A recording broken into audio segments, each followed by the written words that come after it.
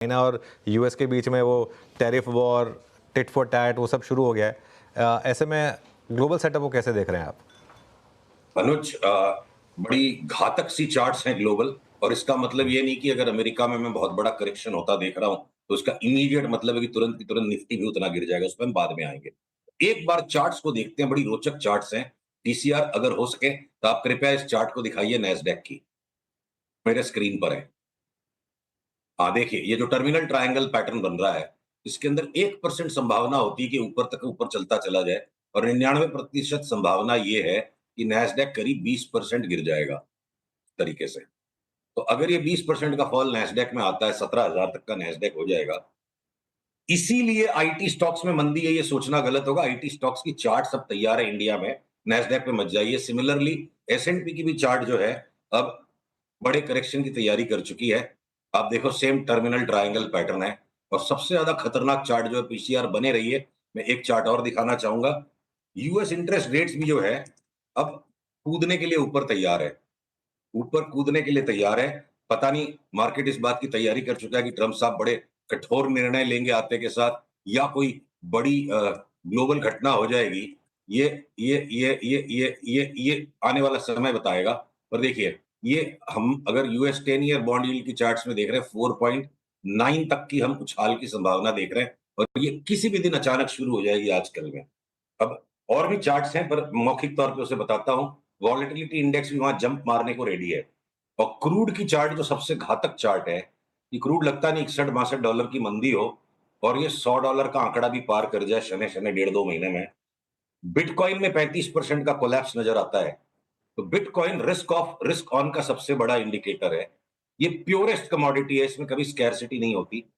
पर crude oil में scarcity भी फैक्टर काम करता है, और रिस्क ऑन भी।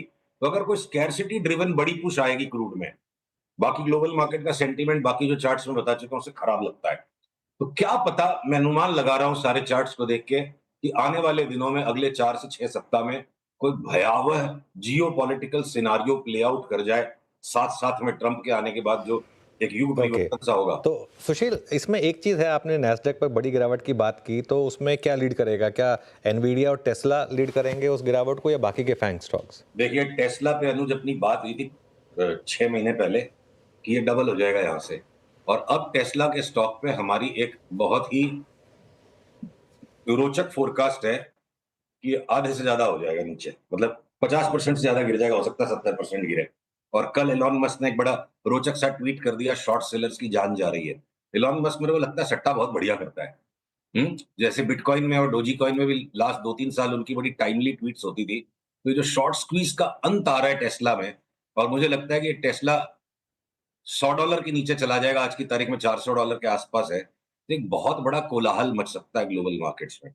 और ये जो कॉन्सेंसस है ना, कि गवर्नमेंट फेवरेबल आ गई, और ये पॉजिटिव गवर्नमेंट होती है नॉर्मली स्टॉक मार्केट्स के लिए, टैक्सेस के लिए। और बिटकॉइन भी भाग जाएगा और टेस्ला भी भाग जाएगा, क्योंकि इलॉन मस्क की तो बल्ले बल्ले है।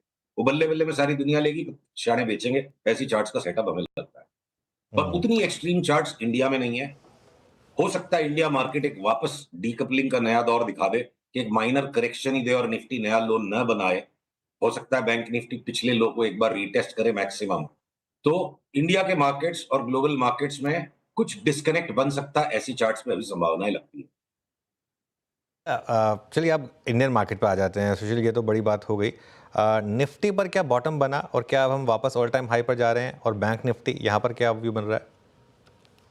तो अनुज, ऐसा है कि विरोधाभास हैं, और उन्हें हमें सतर्कता के साथ अपने माइंड में रख के चलना पड़ेगा। एक तरफ तो निफ्टी की अगर हम लॉन्गर टर्म व्यू ले 6 महीने वाली, तो भाई 27,000 की चाल शुरू हो चुकी है। जो ये बॉटम बना था 23,273 के आसपास, 23,270 पे जो बॉटम बना था, लगता है कि वो 27,000 तक हम जाएंगे, 27,200 तक।